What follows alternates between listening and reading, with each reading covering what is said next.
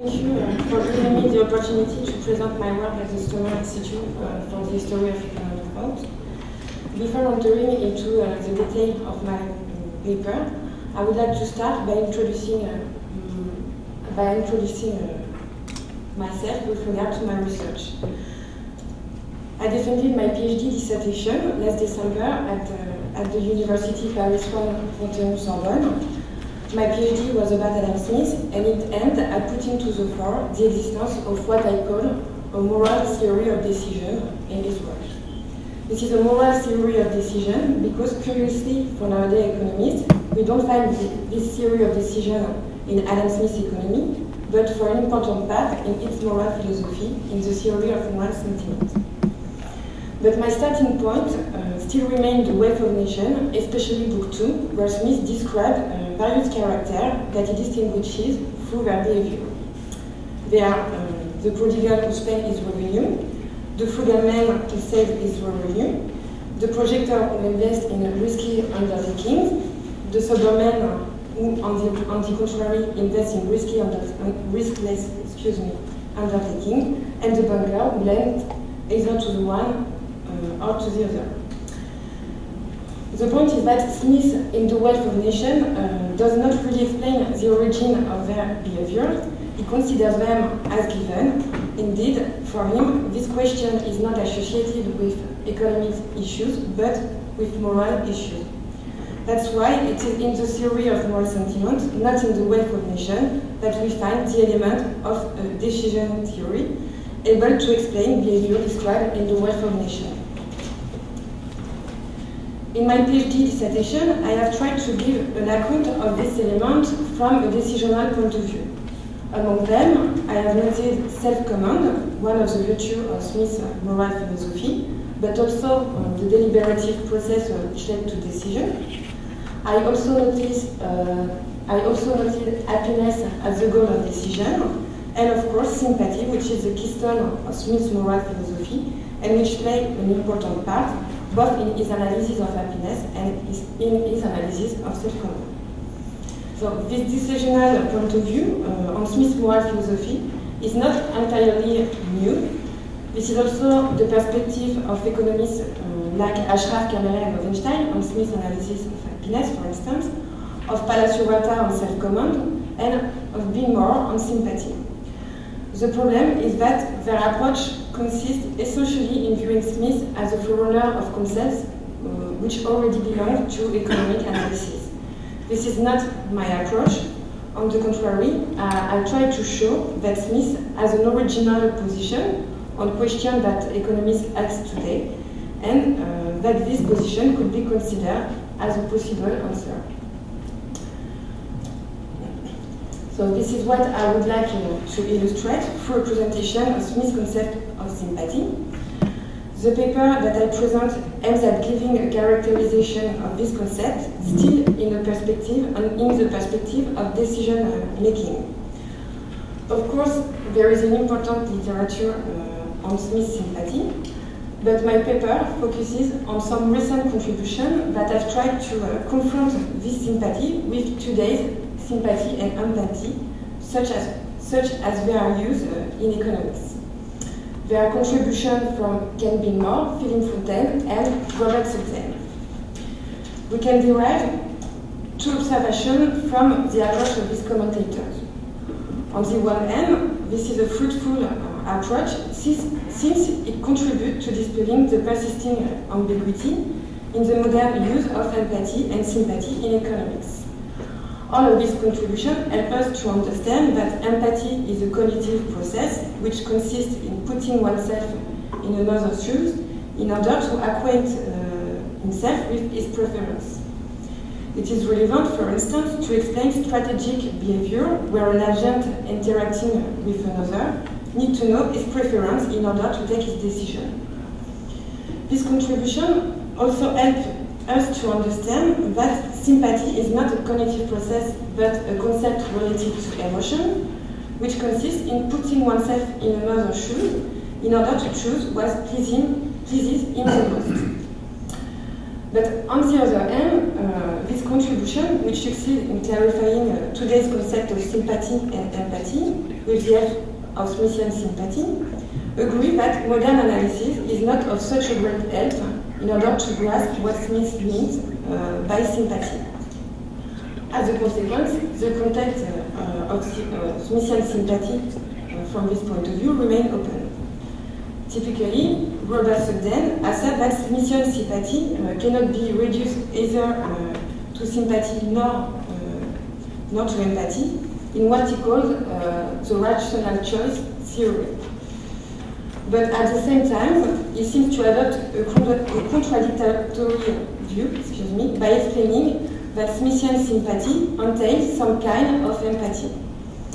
So this difficulty comes from the fact that modern sympathy and empathy are rooted in the sentimentalist tradition embodied in Hume and Smith.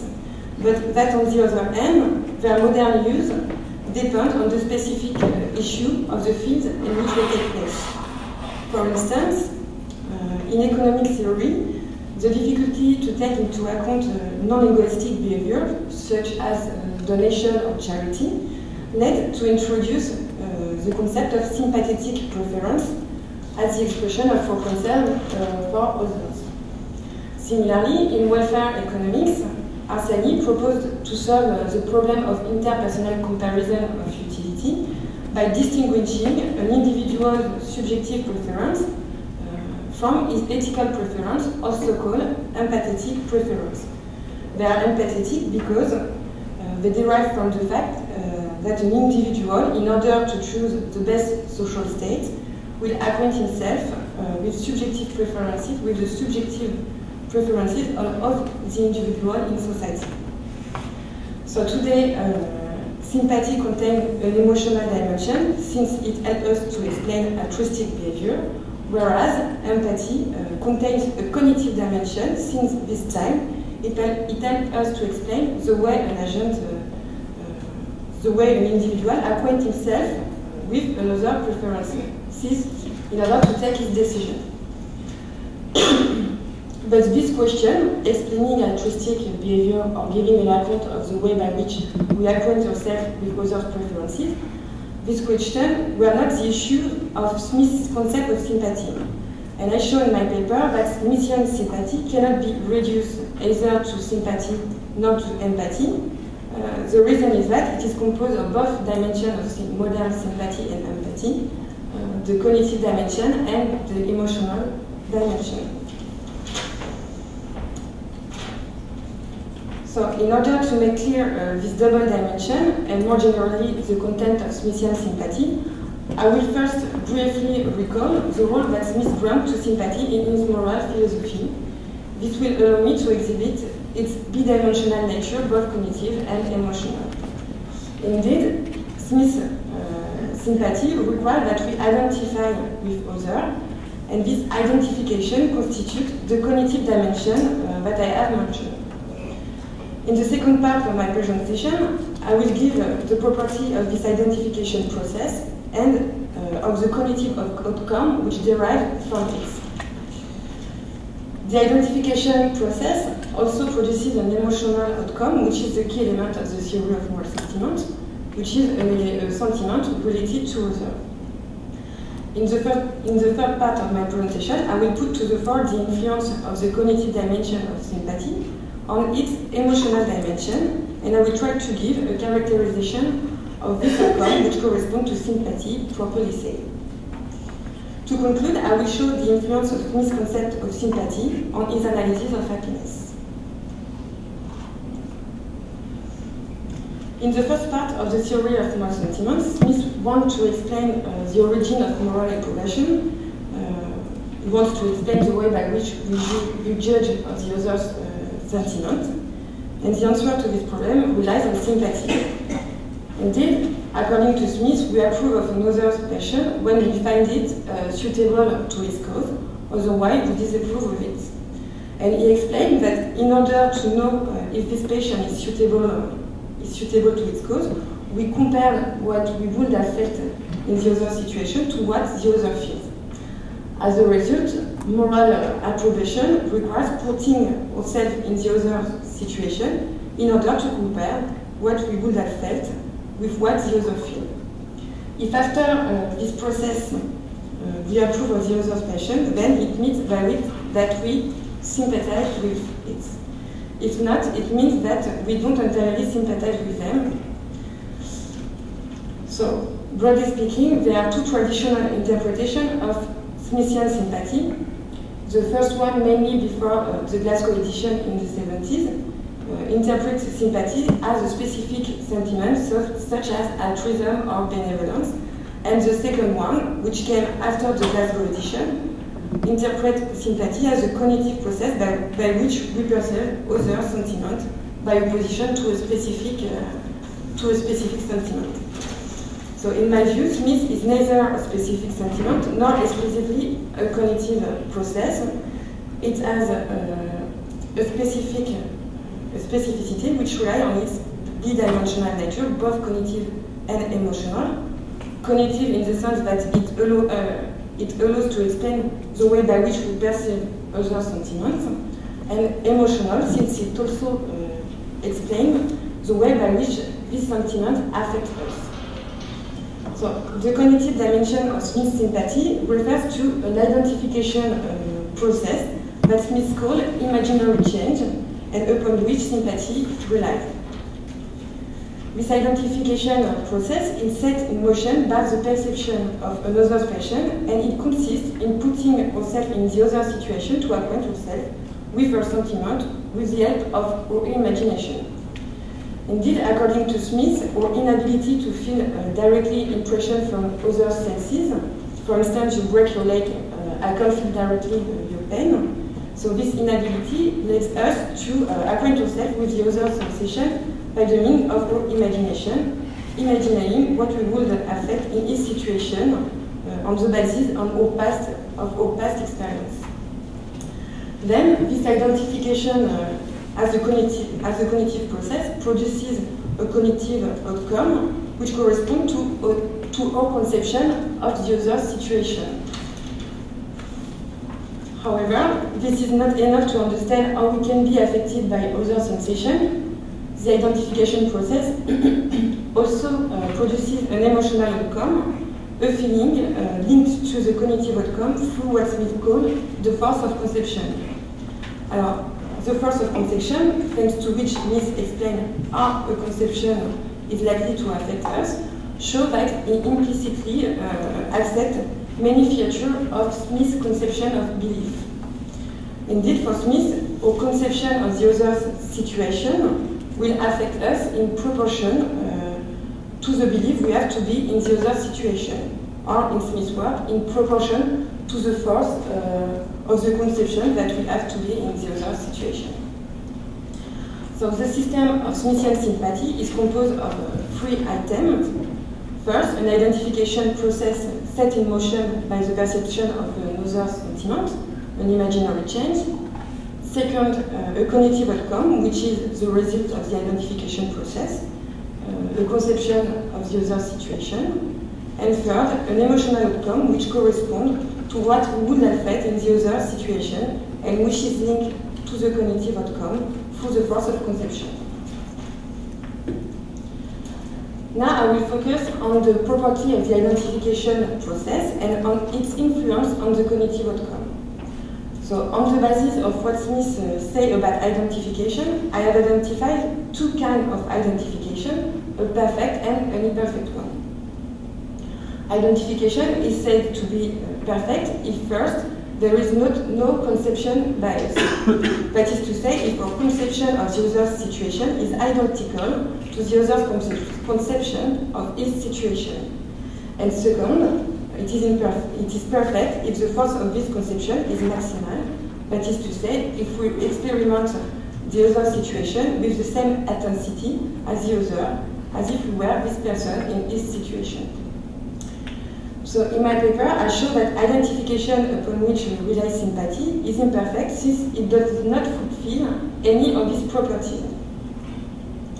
With regard to the first property, at first sight, identification for Smith seems to leave no room for a conception bias, Indeed, according to him, sympathy relies on an imaginary change of circumstance, but also of personhood.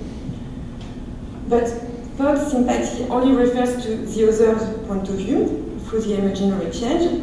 We don't have a direct experience of the other's perception, as I told us, and it is on the basis only of our own past experience that we can form a conception of the other's situation. This is the reason why identification supposes a conception bias, because the personal experiences are irreducible the one to the other. Smith gave many illustrations of this bias, particularly in his treatment of elusive sympathy. So the conception bias is salient, for instance, when the author describes a spectator's identification to a man who has lost his reason. Whereas the latter is aware of his change, is not aware, of his change of state, the former, the spectator, is fully lucid since he considers this change of state with proper element, that is to say, his present reason and judgment.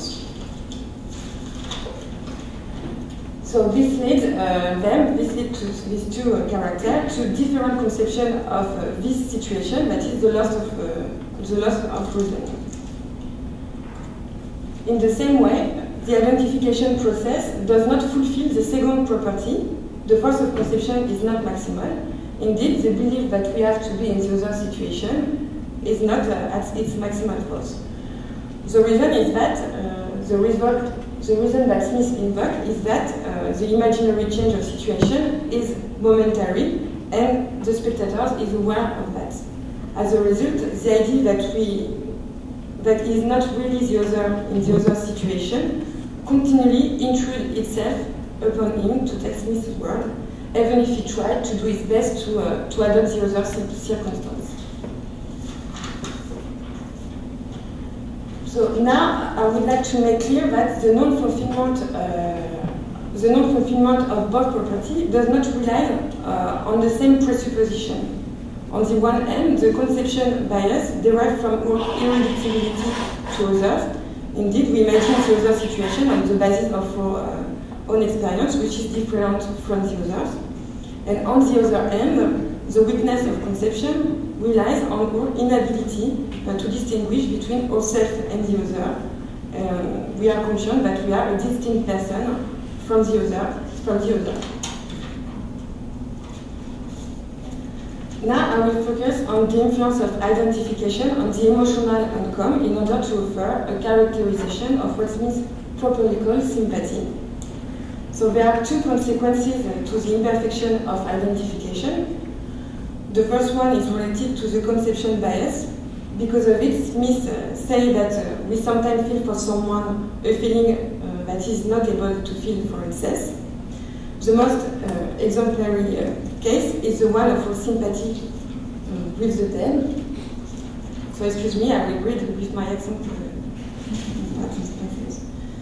So the idea of that dreary and ending melancholy which we naturally ascribe to their conditions, Smith says, arises altogether from our joining to the change which has been produced upon them, or unconsciousness of that change, that is, proper elements.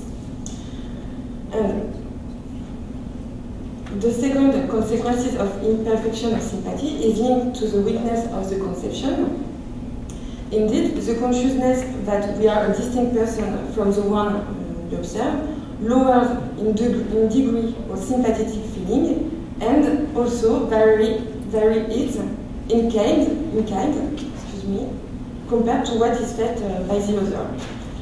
For instance, after identifying with someone sad, I will feel a sad feeling, but because I'm aware that I'm not the others, this feeling will be less intense than the other's feeling, and it will be of a different kind. It will not be sorrow, it will be compassion. And now, even if our sympathetic emotion is not identical to the original one, it constitutes a suited answer to the other situation. For instance, compassion is a suited answer to sorrow, to sadness. However, this is not enough to characterize sympathy. Indeed, we can imagine cases where an emotional reaction as a spectator is suited to the other's situation, whereas there is no sympathy. Imagine, for instance, a man who expresses great sorrow because he breaks a nail. After identifying with him, I will feel a small discomfort, but I will not feel sad. So I will find his emotional reaction not suited to his situation. So I will not sympathize with him since I find his reaction disproportionate. This shows that sympathy is not limited to a relation between another situation and the emotion that it produces on the spectator. It relies on the connection between three elements: the other's situation, the other's emotion with regard to his situation, and the spectator emotion with regard to the other's situation. And there is sympathy if the spectator's emotional reaction to the other's situation matches the other emotional reaction to his own situation with regard to its intensity and its scale. So sympathy corresponds to the conformity of the spectator's emotion to the other's emotion regarding the other's situation. So, as concluding remark, I would like to emphasize the implication of such a characterization of Smithian sympathy with regard to 3 points. The first point is that it put to the fore an influence of David Hume on Smith's analysis that had not been noticed before. This is the concept of force of conception, which is very similar to conception of belief in Hume analysis. The second point is that it allows solving a problem raised by Robert Sugden concerning the possibility of a moral evaluation on the basis of what Smith says on sympathy. According to Robert Sugden, the idea that identification for Smith supposes a change of circumstance and of person leaves no room for moral evaluation. Indeed, for him, it entails that we are no more able to distinguish between ourselves and the other, which we identify with him. So we make the other's motive our own motive, and we are not able to judge them. But I have shown that, contrary to Robert Sugden, Smithian sympathy supposes that we are able to distinguish between ourselves and the other, so that moral evaluation is possible. Concerning the last point, I would like to show how Smith's conception of sympathy influences its analysis of happiness and how it makes its position original with regard to today's analysis of happiness. So I deal with the question of happiness in Adam Smith's work through the influence that he grants to prosperous and adverse events on individual happiness. Close to what we call today in economics of happiness, the hedonic adaptation theory, Smith's view adverse events and prosperous events as only short-term shocks, since they only temporarily increases or decreases individual happiness. As a consequence, an individual level of happiness tends in the long run toward a fixed level that Smith called the ordinary state of happiness. This is what I call a gravitational theory of happiness, by analogy with his theory of prices in The Wealth of Nations. So, the distinction between the way this event, so prosperous and adverse events, influence happiness in the short run and in the long run, relies on another distinction in Smith's moral philosophy. This is a distinction between the two alternative views that an individual can have on his situation. On the one hand, the natural point of view, which dominates in the short run, and the impartial spectator's point of view, which dominates in the long run. So according to Smith, the natural point of view is associated to our impulse, and for this reason it leads us to a disproportionate view of our situation.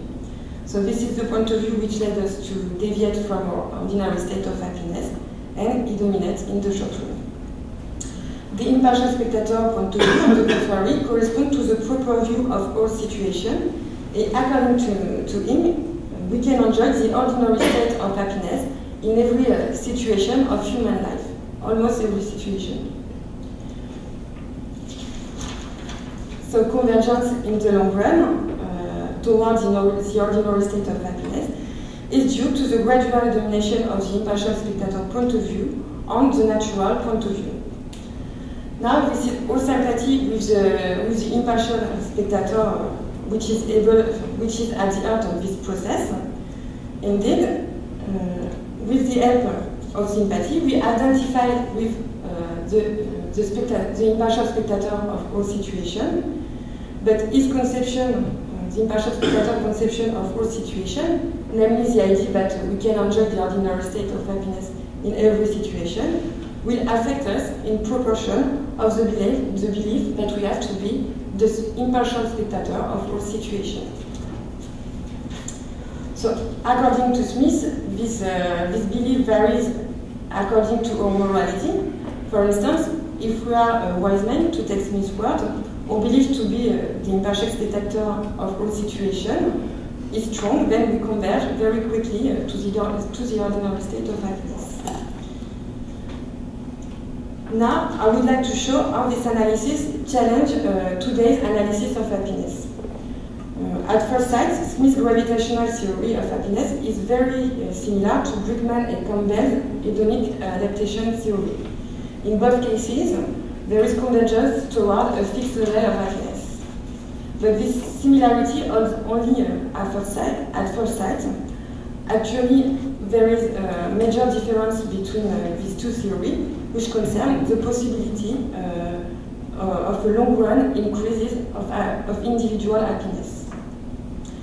So, hedonic adaptation theory has a pessimistic implication. People are said to be on a hedonic treadmill, and as a result, condemned to never achieve a higher pleasurable level of happiness. Now, Smith's gravitational theory of happiness is more optimistic, and this difference is linked to the mechanism involved in adaptation.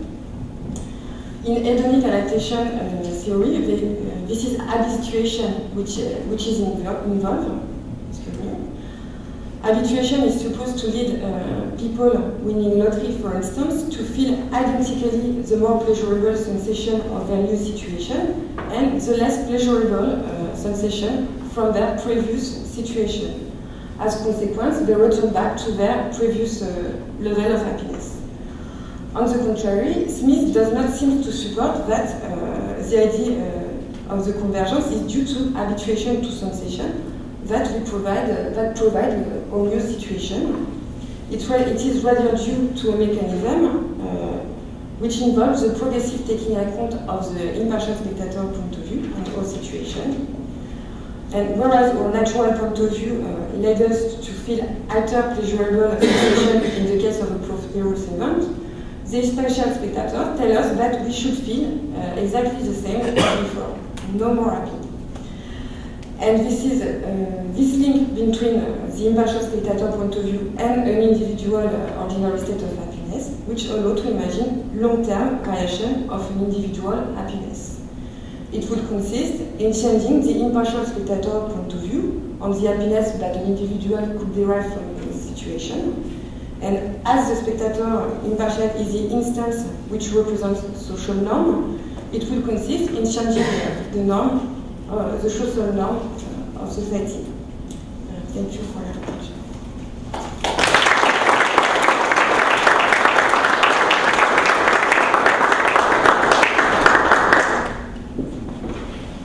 Give me a second to think about comments.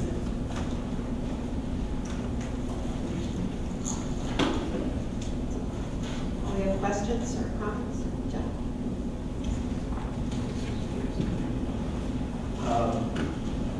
Just one question, maybe just a few comments in terms of ideas that or thoughts that your paper has kind of inspired in me. The questions with respect to the conception bias that you talk about, the idea it seems to me that you focus a lot in your paper on identification with respect to a spectator identifying with an agent who is involved in some situation. And of course, I think you're absolutely correct that the spectator in that situation, if it's you or me or an ordinary person, is never going to be able to completely lay aside themselves in trying to imagine how he or she would feel in the agent's situation.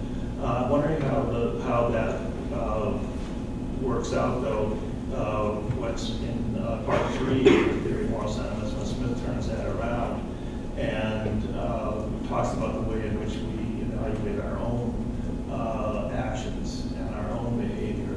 And that's where the impartial spectator principle really comes into play, where the change of place is from us as an agent trying to look at ourselves as from the point of view of the spectator. And there the problem is, in terms of identification, there the problem is also to sort of rid ourselves of ourselves. But Smith, sort of talks about the process by which we learn to view ourselves as just one in the multitude. So that's the question. The two comments that I had. One is that with respect to the identification process, you have this three-stage process that ends up with the emotion of the sentiment that we would have in the other's situation. And then later in the paper, you talk about how the outcome of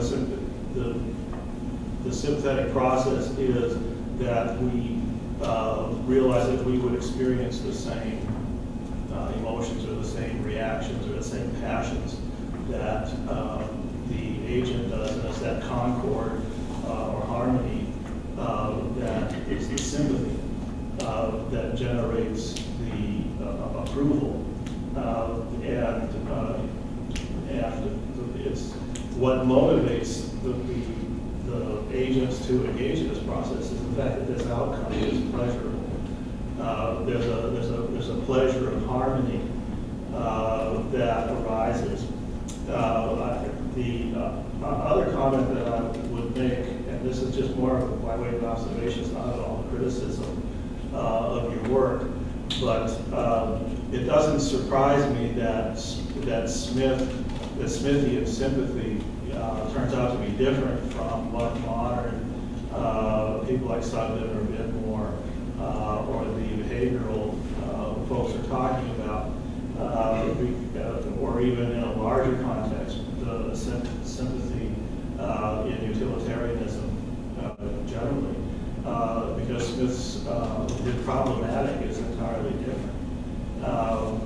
There's a clue to it in the quote that you have, where he's talking about these two sentiments, however many of them have such a correspondence with one another as is sufficient for the harmony of society. Whether in unison, they may be concords.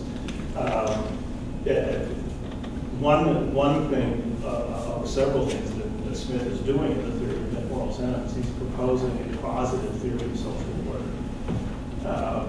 And that is reinforced in part 3 when he talks about the impartial spectator process and how the desire to be approved of and the desire to be worthy of approval makes people fit for society and makes people truly or really fit for society. And that's a different, in Smith and Hume and the Scottish Enlightenment generally, we're trying to understand how creatures, such self-interested creatures as human beings, were capable of living together in societies, because that's just, empirically that's where we can find them. And how it posited these theories of how they can sort of, one set of passions can check others to keep humans within bounds, to keep social harmony at some minimal level. Thank you for your question and your comments. It's a very interesting question. I didn't think to extend in this sense this analysis, but I think that I was thinking that I think the conception bias is present in the theory of moral sentiment, where we sympathize with the impartial spectator, and I think it is the place where Smith distinguished between those people who have a more precise idea of the impartial spectator, the wise man, and the one who are not so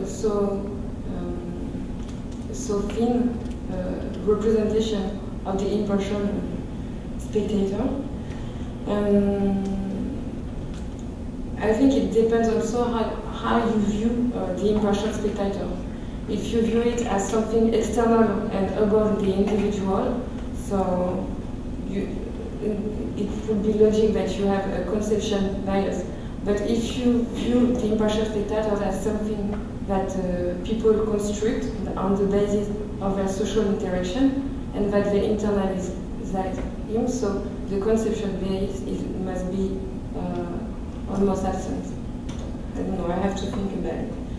And concerning the problematic that it is evident that Smith's sympathy is not the same as today's sympathy. It's not that evident since you have scholars like Bill Moore who view an Adam Smith problem because he interpreted Smith's sympathy as empathy in modern theory, but at the same time he said that Smith made a mistake by saying that it is by employing it as sympathy. So some people interpret Smith's work on this slide, and it gives rise to inconsistency. So I think it's not that accepted.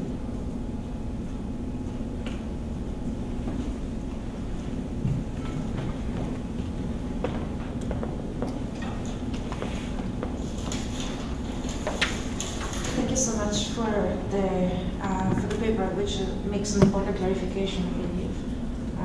And I share your fears that the tendency to look into Adam Smith as a precursor of modern theory of sympathy or happiness is present and can be dangerous at times. I have two different questions that are somehow related, though. One is, and part is due to my ignorance, but I think I would like to have an explanation so that it helps, I think, clarify the differences between Smith and the hedonic adaptation theory. Smith talks about habit and talks about habitual sympathy in a positive way. In a sense, you do have a treadmill in Smith, but it functions in a very different way from the hedonic adaptation theory.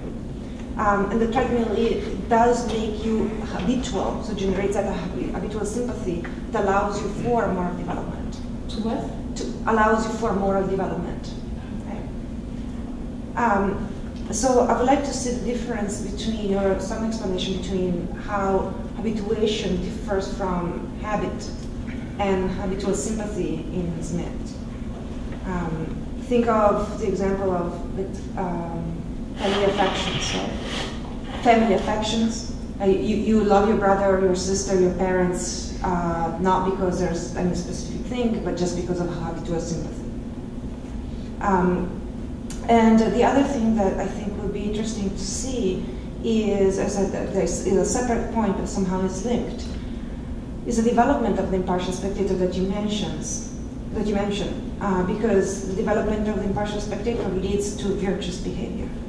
So Smith is explicit into what you're saying, the progressive taking into account of the impartial spectator implies moral development.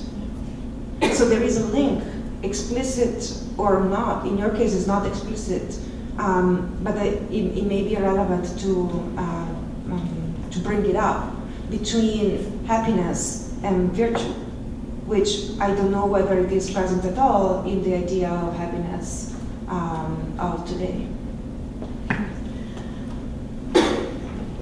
So the difference between hedonic adaptation and yes, of course, there is the question of the habit in Smith's theory, and this is present in his gravitational theory of happiness in this ordinary state of happiness. It is because we are used to something that we all to some sensation that we all feel this ordinary state of happiness. And Smith said that this ordinary state of happiness is quite high. So when we will have an adverse event, where we are used to agreeable sensation, we will deviate more than even if we add something to our situation. But it is not implied in the convergence. It plays a role in divergence, but not in convergence. Convergence is the progressive taking into account of the impartial spectator, and so of course norm, it means habit also, as the impartial spectator represents norms. So we are used to some norms, and that's why we converge.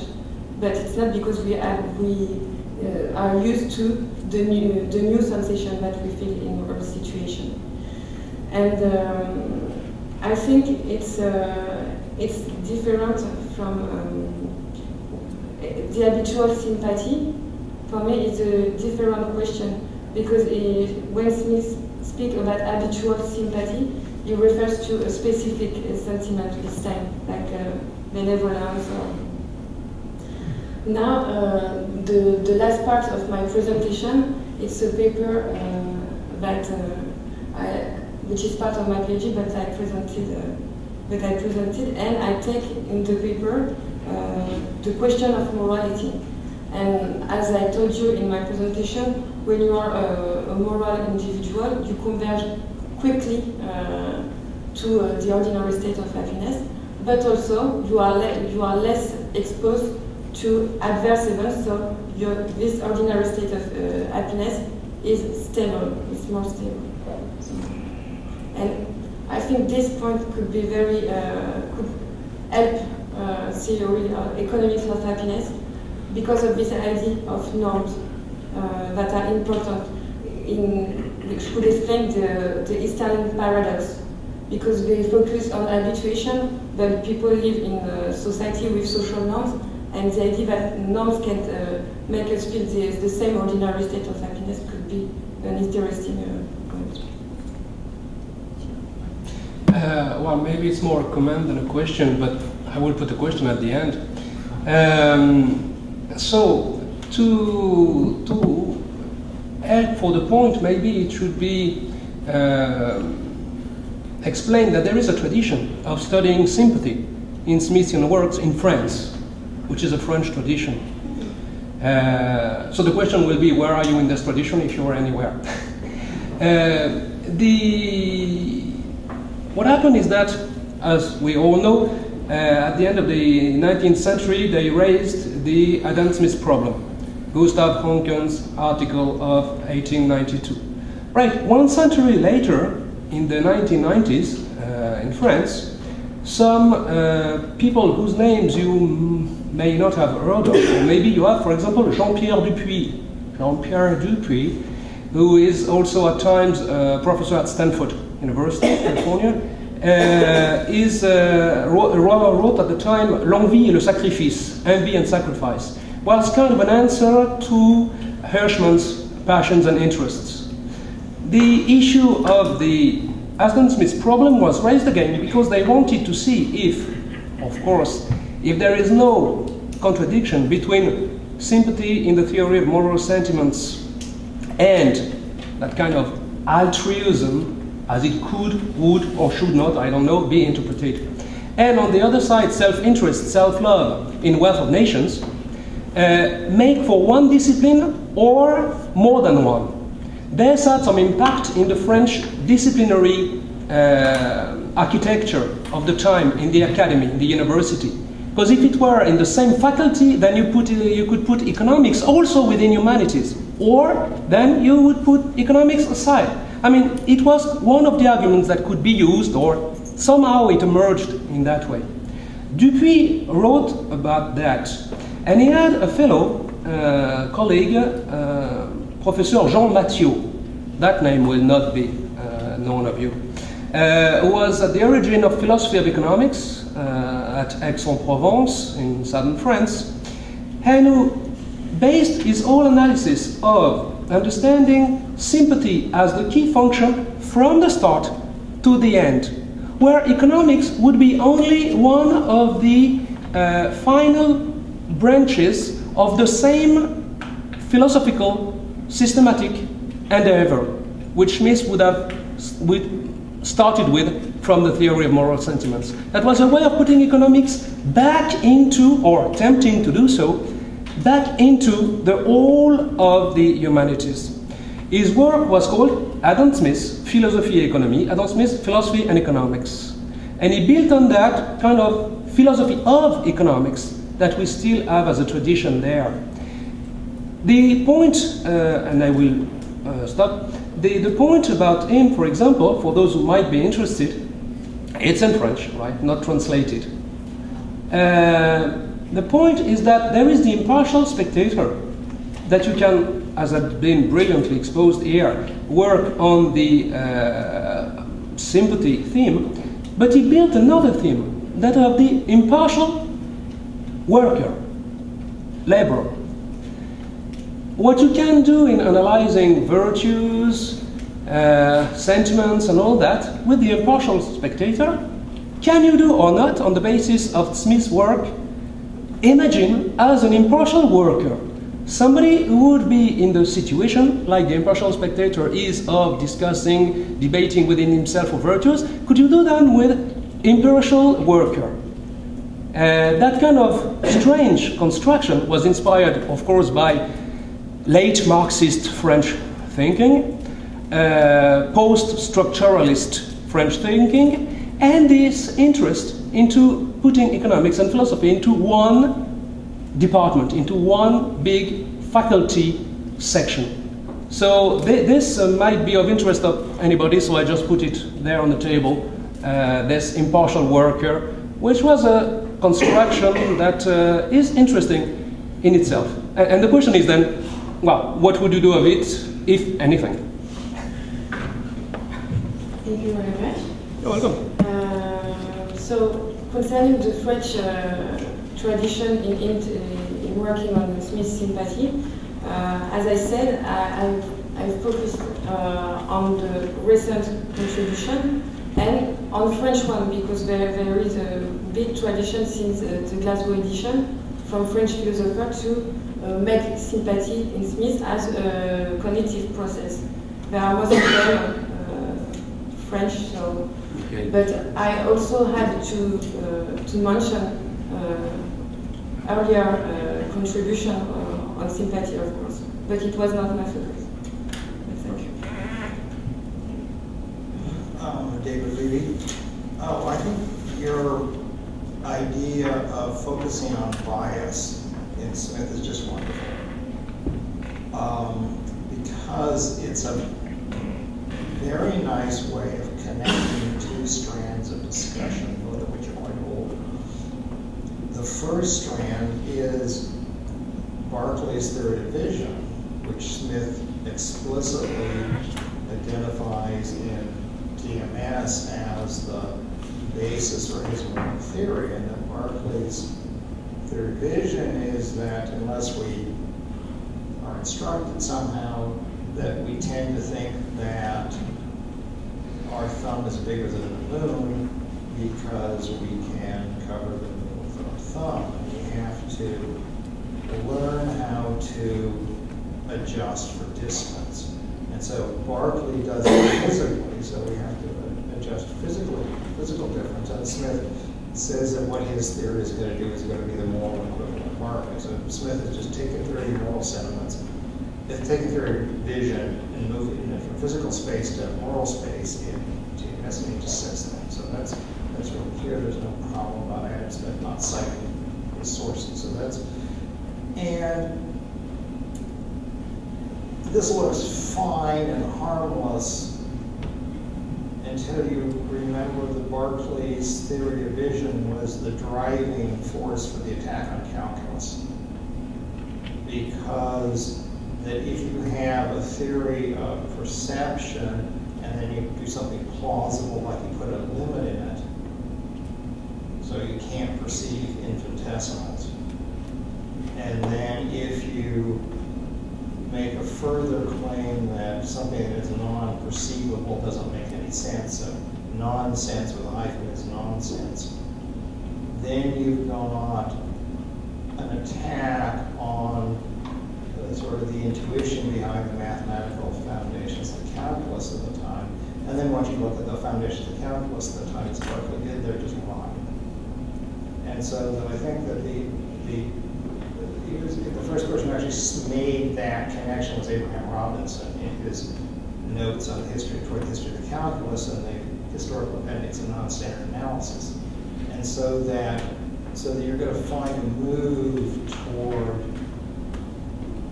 and the Barclay contribution was disparaged. That's a nice word. Disparaged for a couple centuries. There was a long argument whether Barclay was stupid or dishonest until it was say, oh well, no, actually he's right. And so this is, and so that's how the line of arguments that's sort of been overlooked. But it's a real natural way of being biased because it's, so that it's physical bias, and it's moved over to moral bias, and so that it's got, that line of argument is not harmless. It's got all sorts of implications, which, and then the second connection is a sort of a contribution that was made in 1949 that for a time was noted, but then sort of dropped out of the literature. And that is Arthur Pryor, who's one of the great 20th century logicians. In his Logic on the Basis of Ethics, made the point that Smith is doing something really interestingly different. And it's right next to the passage you quoted earlier, it's that approbation drives belief. And so we approve of other beliefs and that line of argument. Pryor made the point that that's funny because it doesn't have any truth in it. There's no truth claims to explain Smith's belief. So he's got to bring with something like a contagious theory of belief, which again is a natural way of thinking about bias, because we don't believe things because they're true. We approve of things. We approve of things, and we're going to have to worry about later whether they're true or not. And actually, something that Pryor didn't notice is in that passage that he quotes on approval. There's claims of necessity. This is necessarily the case in this sort of question. Is Smith looking with a moral logic? And if that's the case, then again it would be natural. Oh, truth is endogenous. Truth is inferred. We don't start with truth. We come up with truth. So I think that this, and modern economists sort of implicitly assume, or explicitly assume, belief is founded on truth. And so if we take that worldview and we impose it back on Smith, there's going to be a disconnect. And I think maybe the bias is going to be the sharpest way to show the disconnect between what modern economists presuppose and then what Smith is doing. So I think the way of thinking about this in terms of bias is really important. Thank you very much.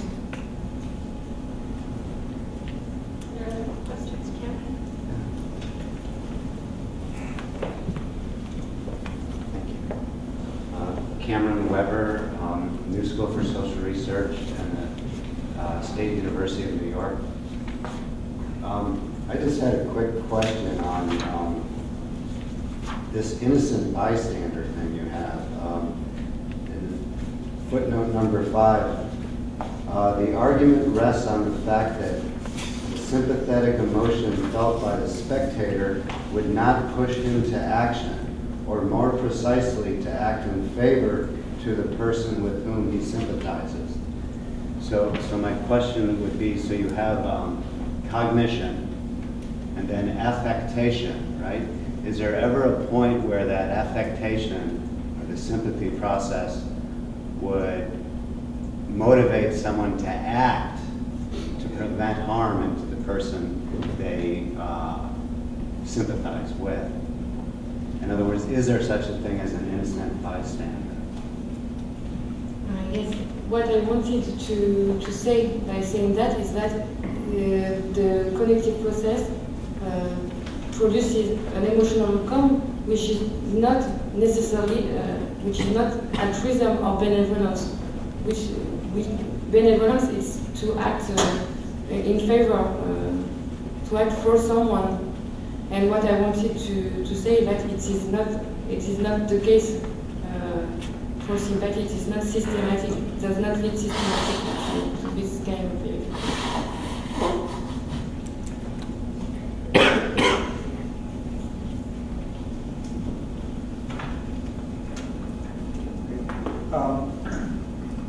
These are just sort of the set of issues your talk comes along. I'm not head up on theory of moral sentiments and so on, but it just strikes me that there's various philosophical strands that raise issues about whether one can distinguish cognitive, emotional, and conceptual. And it's really problematic. And thinking versus Martin Heidegger, Charles Sanders Peirce raise these kinds of issues.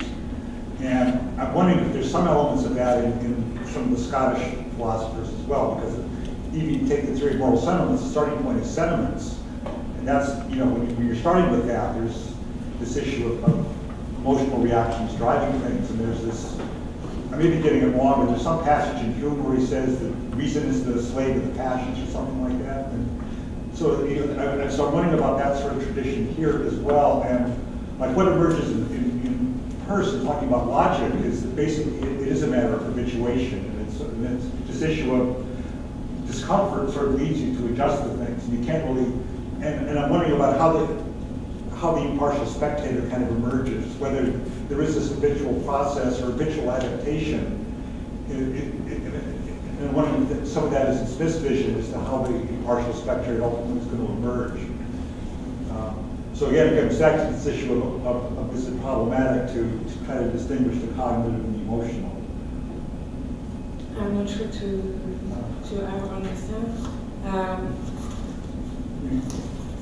You don't understand what I'm saying? The first question was if there is a tradition such as I described in Smith's analysis, something like this. It was the first question.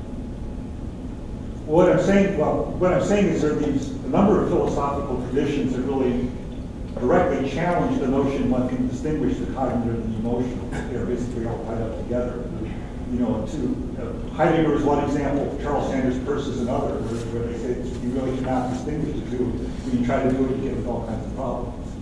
And I'm wondering if similar issues would emerge or sort of underlying some of the Scottish traditions as well. I'm sorry, What? Do you want some time to think it over? You could think it over. Are there other comments? Some of you may know that there's a T-shirt that we've made for this year's Summer Institute, but I think we always put something on the back of the T-shirt, it's already been made, so I can't use this one, but I think I'll use it for next year. Truth is endogenous.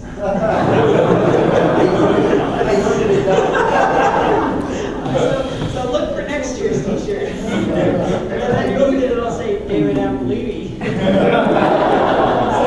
I may add, what I noted was truth is endogenous, it emerges. And actually, the line for this year is a Hayek line, so we'll have a little emergence. But let's thank Laurie for being